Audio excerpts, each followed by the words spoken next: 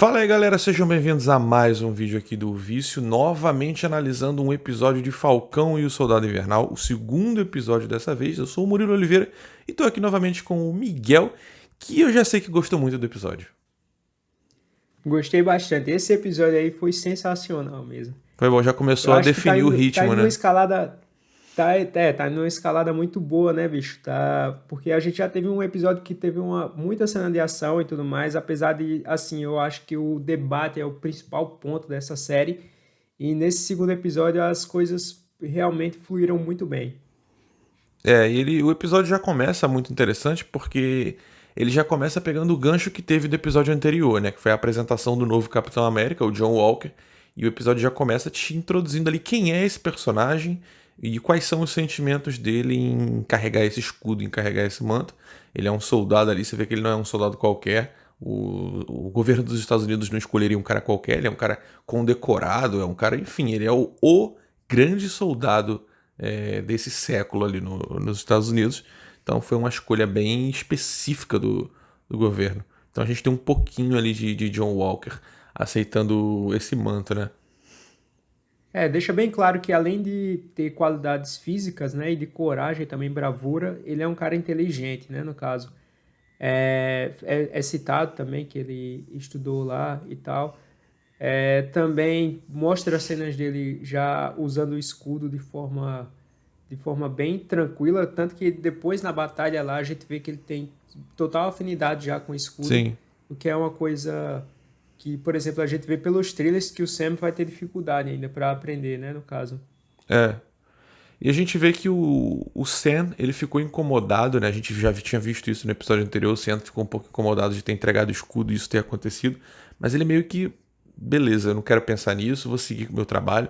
Mas o Bucky ficou muito mais incomodado. Mais pra frente no episódio a gente consegue entender por quê. Mas nesse primeiro momento ali a gente vê que o Bucky ficou muito incomodado com isso. Ele foi lá tirar satisfações com o Sam. Por que, que o Sam fez isso? Não era a vontade do Steve. Por que, que ele foi contra a vontade do Steve? E olha só agora o que aconteceu. E aí a gente tem aquela cena que a gente já tinha visto nos trailers, né? Que eles partem numa missão. O Sam, como a gente viu no episódio anterior, está investigando o grupo terrorista, o Apátrida, que é o grupo aí antagonista, pelo menos nesse início. A gente sabe que ainda vai ter o Zemo, mas é um grupo aí que nesse começo são os grandes antagonistas. O Apátrida, que nos quadrinhos é um vilão, um personagem. E aí a gente tem ali os dois interagindo, a gente tem aquela ceninha que a gente tinha visto nos trailers, os dois lutando, e tem um diálogo interessante aí, Miguel, antes deles irem pra ação, que eles ficam zoando um ao outro, né? E aí o Sam zoou o Bucky falando que ele é o Pantera, ele passou um tempo em Wakanda e agora ele é o Pantera Branca. Aí ele fala, não, Lobo Branco. Então, é interessante E aí isso. até surpreende, né, o Sim, Sam sim, na hora. você fica tipo, que porra é essa? E assim, é interessante porque ele já tinha sido citado como Lobo Branco lá no. Foi no Guerra Infinita, se não me engano, ou chegou a ser no Pantera Negra? Não, foi no Guerra Foi Infinita, em né? Foi Guerra Guerra Infinita. Infinita. Não, na cena pós-crédito de Pantera Negra também, não? Acho que sim. Que as crianças se E referem a ele que como Lobo Branco e tal. exato. Que é uma alcunha, né? É um personagem dos quadrinhos. Vai ter vídeo aqui no canal também falando sobre o Lobo Branco. E é legal ver que o Bucky continua. Ele se identifica como Lobo Branco. Eu acho que vai ser muito. Eu acho que no final dessa série, que leva o título de Falcão e o Soldado Invernal, acho que no final a gente não vai ter nem Falcão e nem Soldado Invernal mais. A gente vai ter o Capitão América e o Lobo Branco. Achei interessante isso. E sobre o Apátrida, né? A gente tem ali finalmente a menina lá, a atriz, que inclusive ela participou de Han Solo, que ela vai ser. Ela é a líder do grupo, do Apátrida, e o nome dela é Carly Morgenthau. Isso é interessante, porque como vocês viram aqui, quem assistiu o vídeo sobre o Apátrida aqui no canal, viu que o personagem se chama Carl Morgenthau, é um homem nos quadrinhos, e aqui ele foi adaptado para a série como uma mulher, a Carly Morgenthau. E o Apátrida não é uma pessoa, é um grupo. E o que você está achando, Miguel, da participação desse grupo que quer que o mundo volte a ser como era no período do Blip? Cara, eu acho que casa muito bem com a ideia que a gente já tem discutido aqui no primeiro vídeo, né, também, até com a gente já tinha analisado um pouco isso, porque é uma coisa que funciona bem para aquele mundo que a gente tá assistindo ali pós-blip, né? No caso, teve uma grande crise global E eu acho que é uma coisa que casa principalmente com esse momento que a gente vê sempre político no nosso mundo também. Então é um bom paralelo.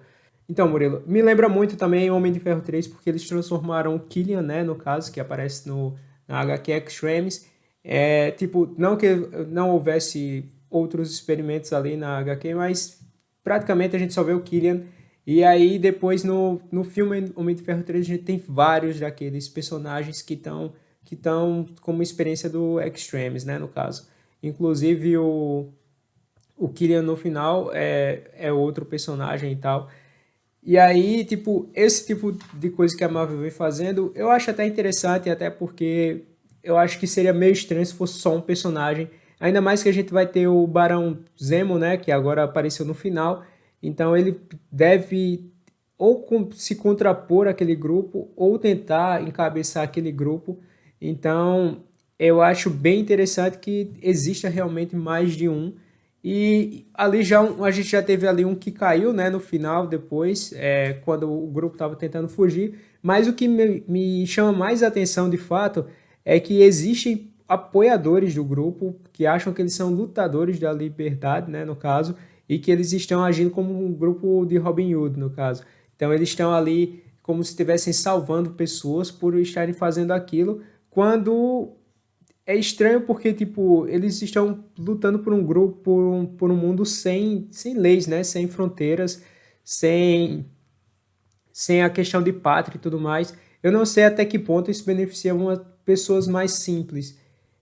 Não deixa muito claro também, mas a gente sabe que hoje em dia existem apoiadores para tudo, É, né? Para todo tipo de ideia nesse mundo. para qualquer ideologia rasa, você vai ter apoiadores, e a ideologia mais rasa deles ali, que a gente pode perceber, é tipo, que eles falam, né, que o governo, enfim, o mundo só tá dando moral para quem voltou. E eles não estão dando valor para quem ficou durante o blip, quem ficou sofrendo ali. Eles acham que essas pessoas estão sendo deixadas de lado. Então talvez seja essa galera, entendeu, mais extremista, essa galera que tá dando suporte, dando apoio.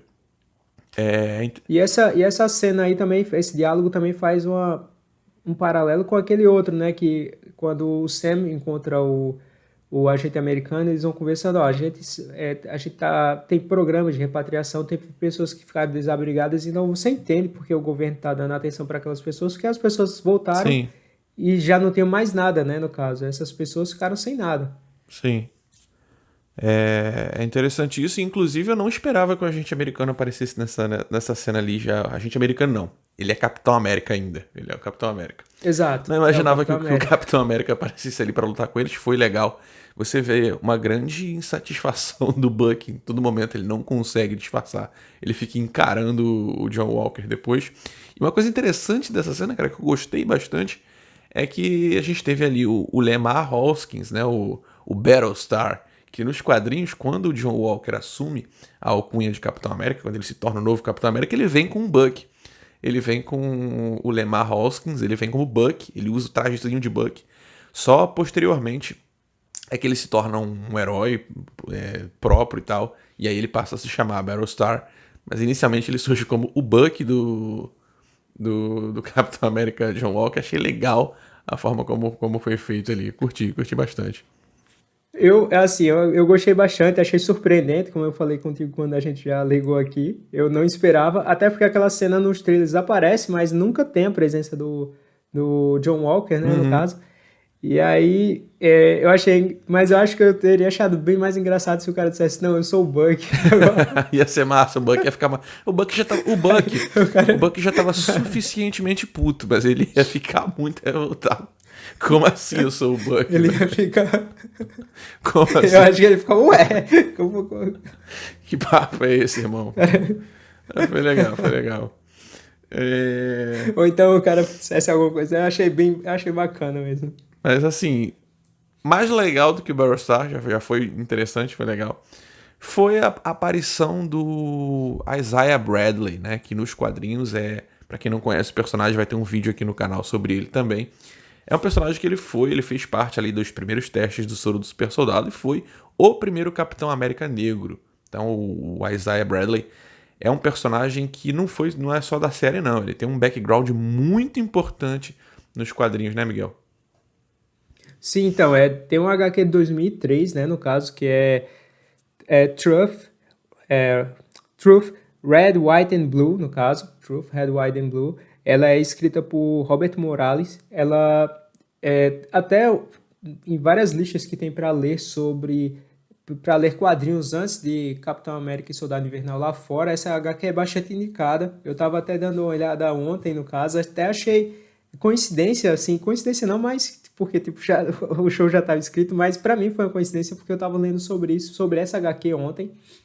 E aí foi bem legal ter visto esse personagem aparecer ali na série, até porque casa muita coisa no caso. Porque, por exemplo, nos quadrinhos ele é o Capitão América Negro, ele foi resultado de uma recriação do soro do super soldado, mas ainda na Segunda Guerra Mundial. Depois ele realmente ficou preso, é uma coisa também que a série trouxe dos quadrinhos, só que ele ficou 17 anos preso lá nos quadrinhos entre 1943 a 1960.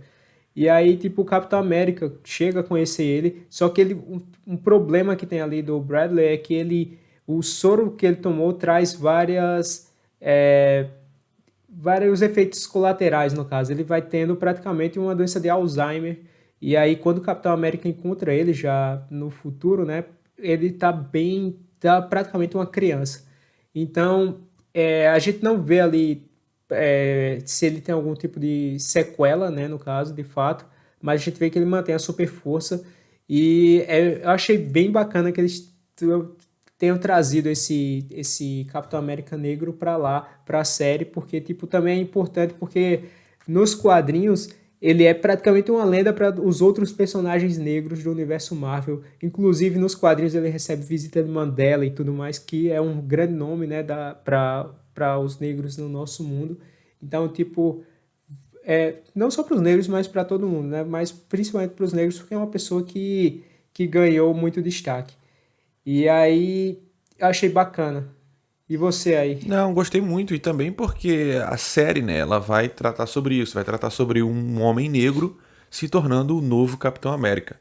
Você vê que o governo dos Estados Unidos, não ficou claro no primeiro episódio se houve alguma pressão do governo pro Sam entregar o escudo ou se foi ideia dele mesmo e apenas dele. Mas ele entrega lá o escudo, aí o cara fala, não, você fez o certo, você fez o certo. Então fica meio subentendido ali se cobraram que ele entregasse o escudo. E quando eles optaram por escolher um novo Capitão América, eles foram bem ali no biotipo do Steve Rogers, né? Um cara parecido com o Rogers, loiro e tal. Enfim. Então a gente vai ter nessa série a grande transição, a importância dessa série é a transição de ter um Capitão América negro. Então, ter o Isaiah Bradley ali conhecendo o Sam é muito interessante e eu acho que vai ser muito importante ainda para a série. Eu acho que o Isaiah Bradley vai aparecer de novo e talvez ele seja o personagem que faça o Sam entender que ele pode ser o Capitão América. Eu acho que ele vai ter essa importância ainda. Não acho que um personagem como ele vai aparecer só aquilo ali, só para poder o Sam entender e tal, que enfim, existiu um cara negro que teve o soro do super soldado, enfim. Eu acho que a a importância do Isaiah Bradley para essa série, acho que vai ser muito mais do que isso. Até porque a Marvel faz questão de mostrar a importância disso, né? Logo no finalzinho dessa cena, que é como você falou ali antes da gente começar a gravar, aquela cena que mostra bem a questão do racismo, né? Quando os policiais chegam ali, do nada, né? O Sam tá discutindo com o Bucky, porque eles discutem o episódio inteiro, e aí a polícia vai imediatamente em cima do Sam e pede identidade, não sei o que, de uma forma agressiva. E aí o Bucky fala, não, ele não tá me incomodando. E o policial, ele tá te incomodando, senhor. Ele não tá me incomodando. E assim, é uma coisa que tá em pauta, a gente vê isso acontecendo diariamente, a gente vê, às vezes até com resultados trágicos nesse tipo de situação. Então eu achei muito interessante a Marvel tocar, acho que essa é a série, é a produção Marvel pra tocar nisso. Porque E o mais importante ali também é que o Sam percebe que ele está sim, sendo alvo de ele racismo percebe. naquele momento, mas o Buck não, né? Ele na hora ele só fica, não, ele não tá me incomodando nem nada, mas tipo, ele não percebe que o cara tá Sim. sendo racista na E hora. a gente percebe na atuação do Anthony Mack que o Sam tá visivelmente incomodado e ele percebe que é uma questão de racismo, principalmente com a conclusão da cena, né? Que é quando o cara, eles são Vingadores. Aí o cara, tipo, muda radicalmente a forma como ele vinha tratando o Sam. E que é uma coisa que a gente vê também acontecendo quando a gente vê relatos de artistas negros que são abordados, aí quando o cara descobre quem é ele, fica, desculpa, não sei o quê. Achei legal. Como eu ia dizendo, é o local para ser abordado isso pela Marvel. A gente teve aí o Pantera Negra, mas o Pantera Negra não é o espaço, não era o local para tratar isso, porque é uma grande exaltação, né, da cultura negra, enfim, eles estavam ali no local deles. E aqui não, aqui você tem uma coisa realmente ali nos Estados Unidos e tal, uma coisa mais próxima da nossa realidade. Então, gostei muito dessa cena, achei bem interessante, achei que não foi forçada nem nada, ela encaixou muito bem ali, principalmente porque a forma como ela foi conduzida, porque a gente já vinha ali da questão do Isaiah Bradley, então foi uma cena bem colocada, curti bastante. Principalmente porque o Isaiah, né, ele foi o Capitão América ali negro, foi um super soldado, mas nunca ninguém soube nada Sim, sobre ele, e ele ainda fala, né, eu passei 30 anos preso. sim. E tipo, É, ninguém tava nem aí é uma pra cena ele. que fica subentendido ali que isso aconteceu com ele por ele ser negro, né? Eles não Exato, e que falam seria isso. exatamente, e que seria o mesmo motivo por isso que o Sam não foi permitido ser Isso. capitão, Por né, isso que eu acho que naquela essa ocasião. cena, como um todo, ela é muito importante para a construção da série e para a forma como o Sam vai encarar mais pra frente o fato dele assumir o escudo e ele ser o Capitão América. Acho que é uma cena muito interessante. E aí depois a gente tem ali o Buck e o Sam lá tendo aquela sessão com a psicóloga, né? Que a gente já tinha visto uma ceninha em alguns dos trailers. A interação desses dois é muito boa, sempre foi. Acho que o que fez a Marvel ter a ideia de criar essa série, inclusive, é isso, é a química que esses dois atores sempre trouxeram desde lá do Guerra Civil. É algo legal de ver, é interessante. Traz essa pegada meio buddy cop movie, né? Com esses dois caras se bicando ali o tempo todo. Gosto muito da interação deles dois. Eu achei muito boa aquela cena, principalmente porque quando o Sam eles ficam brigando, né, praticamente de forma infantil. Aí quando o cara faz, vamos lá ficar, doutora, vamos ficar um de frente pro outro, tal, olhar pra alma. Aí como o cara já é acostumado a ficar encarando, ele, Aham. não, vamos lá, isso aí eu gosto de fazer. Só que ele não pensava que tinha que ficar perna a perna, né, os dois. É E aí o bicho constrangedor, foi fica. constrangedor pra eles. E o mais interessante dessa cena, como eu falei bem no início do vídeo, é que a gente vê por que o Buck ficou tão incomodado, né? A gente vê que inclusive isso é mostrado no previously ali do episódio, a parte do episódio anterior, quando ele tava conversando com a psicóloga e ela fala que ele pode ser o que ele quiser e tal, fazer o que ele quiser. Ele fica tipo, fazer o quê? Tipo, a gente entende nessa conversa ali agora que o que sustenta o Buck, né, de ele continuar, dele tentar e tal, é o fato de que o Steve acreditou nele. E assim, se o Steve acreditou nele, ele precisa acreditar no Steve e provar. E ao mesmo tempo, o Steve acreditou que o Sam poderia ser o Capitão América. E a partir do momento que o Sam desacredita disso, ele meio que derruba as convicções do próprio Buck, sabe? O Buck se sente tipo, porra, o Steve confiou em mim, o Steve confiou nele, e ele desacreditou, então quem sou eu? O Steve estava certo em acreditar em mim? O Steve estava certo em pensar que eu posso ser uma pessoa melhor? Eu posso realmente ser uma pessoa melhor? Começa a gerar esses problemas ali no Buck, né? Achei isso bem legal também, mais um grau ali de construção desse personagem que é tão complexo, que é o Buck. E de todo jeito, por exemplo, o Steve poderia ter dado o escudo para ele, né, no caso, mas é, isso mostra também que ele ainda achava que o Buck, além de não estar pronto, que tinha uma outra pessoa que poderia trabalhar junto com ele, entendeu? Porque de toda forma, o Buck e o Capitão América são uma dupla, né, no Sim, caso. E aí, na hora que ele escolhe o Sam como seu sucessor, então, tipo, de toda forma era alguém que daria suporte ao Buck para poder continuar aí junto no heroísmo. E, tipo, a gente vê também no primeiro episódio que o Buck tem ignorado todas as mensagens do Sam, então Sam tentou contato com ele sim. ao longo, porque a mulher fala lá, né, que viu o celular dele e aí viu que não, nenhuma mensagem foi respondida. E aí tipo, e ela também fala para o Sam, né? Eu já ouvi falar muito de você. E tipo, são por causa das sessões, né, no caso que ela tem com ele. Então, o Sam acaba sendo uma figura muito importante para o Buck, apesar dele não demonstrar isso de forma normal, ele fica ali encarando e brigando e tudo mais, e principalmente porque logo que ele viu o negócio do Capitão América, ele foi direto para o Sam, né? Sim, Atrás incomodou ele dele para muito. poder tirar. Então, tipo, é uma coisa que saiu pesada para ele que realmente deixa ele desestabilizado. E tanto que depois ele, antes de sair, ele já deixa claro, né, também, qual é a regra número 2 mesmo? É, Aí não machucar ninguém. Então, o que mostra que ele tá ali no limite dele dos nervos já. é uma cena muito interessante também, muita carga. E aí eles decidem ali no final, eles têm uma conversinha com o John Walker, onde o John Walker já volta a dizer que quer a ajuda deles e tal, e eles recusam de uma forma definitiva. E aí o John Walker, que estava sendo um cara super legal e tal, gente boa, ele já mostra um outro lado ali, né? Ele já fala, tipo, então não se metam no meu caminho, não entrem no meu caminho. Ele se aborrece ali, já mostrando um traço de Capitão América que o Steve não tinha. O Steve ele não tinha essa coisa de criar uma mágoa de alguém assim. Então, achei legal esse ponto. E aí e aí o Sam e o Bucky decidem ir atrás do Zemo para poder saber mais sobre a Hydra e tudo mais, enfim, para poder terem, é, terem cartas para poder jogar contra esse grupo, contra o Apátrida. E aí eles vão atrás do Zemo, e mostra que o Zemo ainda tá lá preso, né, depois dos eventos de Guerra Civil, e fico curioso para saber como vai ser a participação do Zemo e como o Zemo vai interagir com esse grupo, com o Apátrida, porque nos quadrinhos o Apátrida é um grupo antifaz, basicamente, é um grupo antifascista, que quando foram criados, quando foi o Apátrida foi criado, a ideia dele era ser uma antítese ao Caveira Vermelha, que é um personagem abertamente fascista, e o Zemo também é um personagem fascista nos quadrinhos. No cinema, não tanto.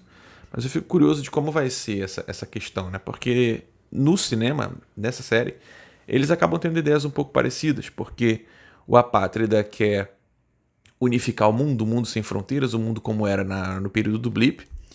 E o Zemo é um cara que no Guerra Civil ele queria basicamente acabar com os Vingadores. E agora, pelo que a gente vê nos trailers, tem uma cena dele, um diálogo dele, onde ele fala que ele quer acabar com todos os super-heróis. O conceito de super-heróis precisa acabar. E tem toda a teoria da máscara, né, dele, que aparentemente vai ser uma referência ao Thanos. Então acho que a gente pode ver aí, talvez, chute aqui, teoria. Mas acho que a gente pode ver, talvez, o Zemo como uma figura muito carismática, muito estratégica, muito manipuladora, ele acabar tomando a liderança do Apátrida e levando o grupo para um caminho diferente do que a Karli Morgenthau pensa e quer, e ele acabar pegando, até porque ele tem interesse, né, nos super soldados, a gente viu isso em Guerra Civil, então eu acho que pode acabar acontecendo isso, o Zemo pegando ali o grupo, a liderança do grupo, distorcendo os seus ideais, e aí a Karli Morgenthau acabar se unindo ali aos heróis, ao Sam e tal. Que é uma coisa que também aconteceu nos quadrinhos, né? O Apátrida, o Cal Morgenthau, quando ele descobre que estava sendo usado, que o grupo dele estava sendo usado pelo Caveira Vermelha, ele se une ao Steve Rogers, ao John Walker, e enfim, para poder derrotarem ali o Caveira. Então eu acho que a participação do Zemo, o papel do Zemo nessa série talvez seja parecido com o do Caveira Vermelha lá nos quadrinhos. É só uma teoria, mas acho que pode acontecer isso daí. Eu acho bem possível porque durante todo o episódio a Carly não tem nenhum traço de liderança, né, Uhum. de fato. Ela tá sempre insegura, até quando essa cena que o cara dá apoio para ela, ela mal responde ao cara. No momento, quem faz toda o incentivo ali da galera é outro membro do grupo, e aí ela fica rindo e tal, e Sim. começa a participar da dinâmica. E depois, quando um deles se oferecem para morrer, né, no caso ali naquela cena para eles poderem fugirem, ela mostra total insegurança enquanto testemunha a queda dele, né, no caso, porque o cara foi morto ali. E aí, então, tipo, o Zemo com certeza tem uma figura mais imponente do que ela, E mais carismática também, principalmente né? quando chega. Aham. Exato. E até mostra mais convicção, né, nas suas Sim, coisas, porque o Zemo encarou os heróis ali de peito aberto geral ali. sim. Então é uma coisa que eu acho que ele realmente é muito boa essa participação do personagem e até do ator, porque aquele ator na época já encantou muita gente pela forma como ele, é, pela sua atuação, né, naquela época, naquele tempo. É Então foi o uma coisa Daniel bem Bru. que marcou muito o Daniel Bru, que é. E antes de terminar aqui, a gente já está chegando aqui ao final, mas fica o F aí para o Asa Vermelha, que infelizmente passou dessa para melhor Digite F e para que o Asa também Vermelha. e que também ficou bem claro ali que o Asa Vermelha estava sendo usado pelo governo para ficar rastreando as ações do Sam Então Wilson, foi, né? Foi uma coisa foi revelado bom. pelo Capitão Foi América. bom ele ter sido quebrado.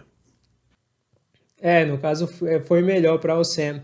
Só que, tipo, é interessante porque o Asa Vermelha foi criado pelo Tony, né, no caso, e tava servindo ao Sam todo esse tempo. Sim, agora ele não vai ter como fazer outro Asa Vermelha, não. E também fica aí a resposta para a galera. Outra curiosidade, no capítulo anterior eu tenho falado que o Tony Stark não pagava a galera, mas o Sam relembrou hoje que ele passou 2 anos fugindo com o É, Steve Rogers, que mostra que ele passou 2 anos sem ter renda nenhuma, além dos 5 que ele passou desaparecido, né? Então, um total de 7 anos sem ganhar um centavo, é. coitado do Sam. Por isso que ele tava lá tendo dificuldade de conseguir um empréstimo. Enfim, acho que é isso, né? Acho que a É, gente cobrimos bem o episódio, segundo episódio da série. sim. Então, vamos ficando por aqui. Você que está assistindo, você que nos assistiu até aqui, deixe o seu like se ainda não fez isso, se inscreva no canal se não for inscrito e deixe um comentário aqui, deixe seu feedback sobre o que você achou aqui do nosso debate e o que você achou do episódio, o que você espera dessa série, quais são as suas teorias, qual você acha que vai ser o papel do Zemo. Enfim, deixe aqui nos comentários que a gente quer saber a sua opinião. E é isso, vamos ficando por aqui. Até uma próxima. Valeu! Valeu, galera. Até a próxima aí.